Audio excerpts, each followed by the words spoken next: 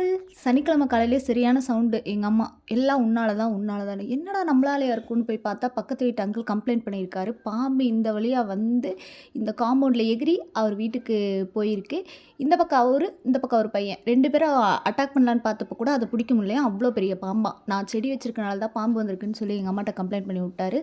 ஏற்கனவே எங்க அம்மாக்கு செடி வச்சா பிடிக்காது. செடி வச்சா பாம்பு வருது அப்படின்னா செடி வைக்காமலாம் என்னால் இருக்க முடியாதுன்னு சொல்லிட்டு, பாம்பு வராமல் இருக்கிறதுக்கு என்ன செடி வைக்கலாம்னு சொல்லி பிளான் பண்ணி இந்த செடியை வாங்கிட்டு வந்திருந்தேன். இது பேர் பார்த்தீங்கன்னா நாகதாளி, அதுக்கப்புறம் 60ஆம் பச்சைன்னு சொல்லி இந்த செடியை சொல்கிறாங்க. இதை வச்சோம் அப்படின்னா வீட்டில் பாம்புகள் தொல்லை இருக்காதான். இந்த மாதிரி நிறையா பிளான்ட் வளர்க்குற கார்டனர்ஸ்க்கு வந்து இது ஒரு பெஸ்ட்டு பிளான்ட்டாக இருக்குன்னு சொல்லி கொடுத்துருந்தாங்க. இதை நம்ம நார்மலாகவே நடவு பண்ணலாம். இதை இலைய கூட கையில் தொட முடியல, சரியான ஸ்மெல்லு. ரொம்ப நேரம் அந்த ஸ்மெல்லு கையிலே இருந்தது. இதில் எல்லோ கலர் ஃப்ளவர் வரும். இதில் ஒரு சீடும் கூட வரும். எடுத்து நம்ம போட்டு வளர்த்தாலும் இன்னொரு செடி உருவாக்கலாம்.